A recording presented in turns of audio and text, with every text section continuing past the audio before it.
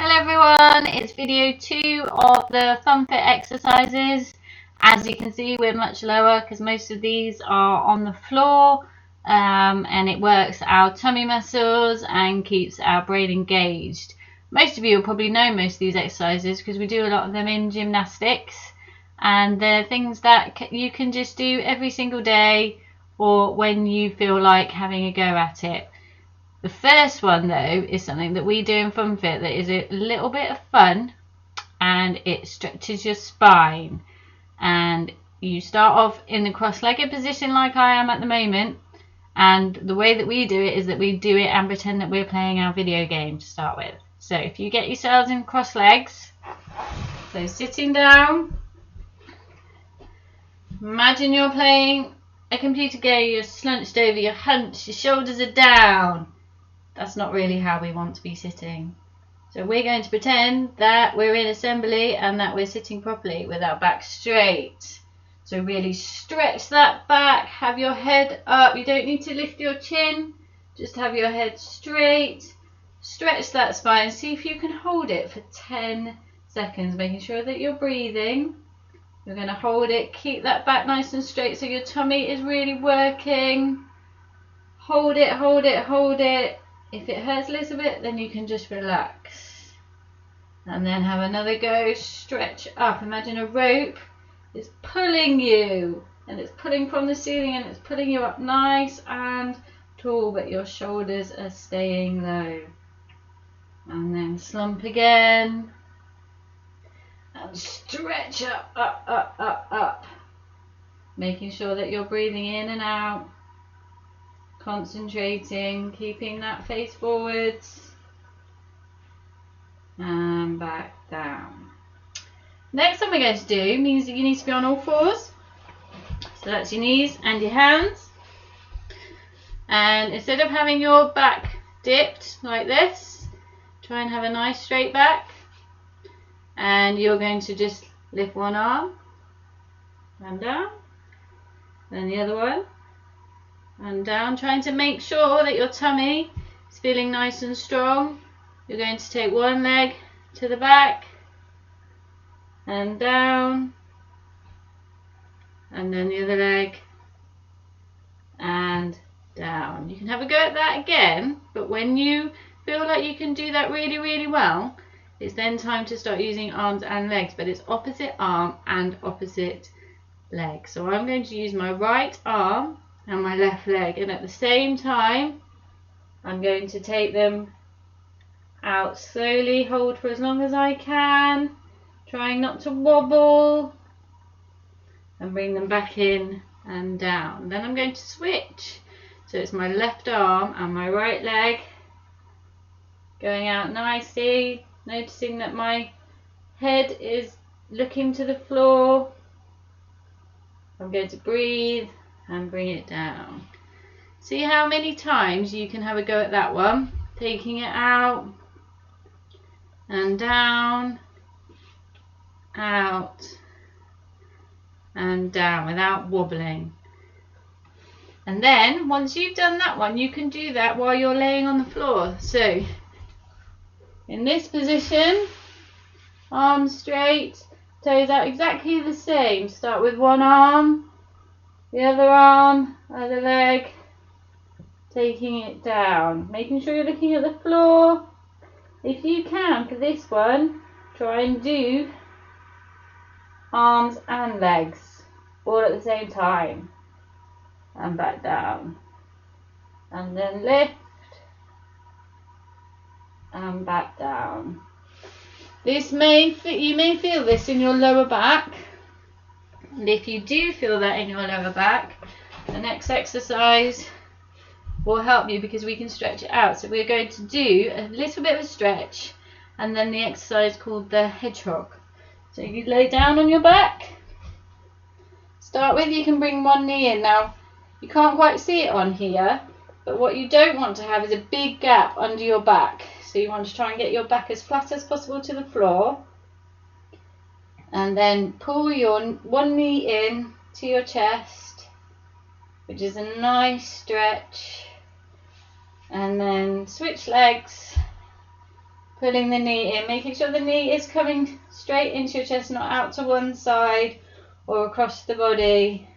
Remembering that the back should be nice and flat to the floor.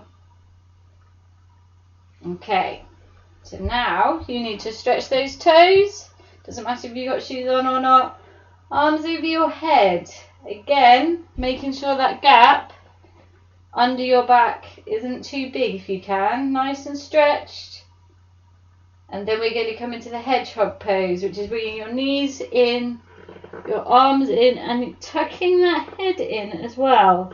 So my knees are coming into my chest, my head is up, pointing my toes, and seeing if you can hold this for 10 seconds without wobbling, without rocking side to side.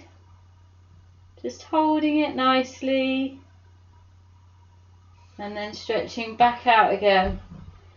If you can't make 10 seconds, don't worry. You can keep practicing. If you can do more than 10 seconds, that's brilliant. If you feel like you can control a rock from side to side and not fall over, give that a go. If you fall over, it doesn't matter. Try again. Rocking from side to side. That's the hedgehog that you can do. Okay, then we also have exercises where we need a pair of socks. So I've got a pair of socks, and I'm going to use those socks to just work on my tummy a little bit. Or you could use something heavier if you feel that you can do something with it, something a little bit heavier, like a tin can or a water bottle that's got water in it. You can do that. But what we need to do for this one is we need to sit in the tuck position, but then bring our feet out slightly and lean back slightly, not slumping back, straight back. I'm going to get my socks, and I've got them on this side, and I'm going to pick them up with both hands, and I'm going to turn, put them on the other side, pick them up, bring them over, still maintaining this position, which is called the V. Out one side to the other side, back, taking those socks or the can or the water bottle, or if you've got a ball, a football would be great.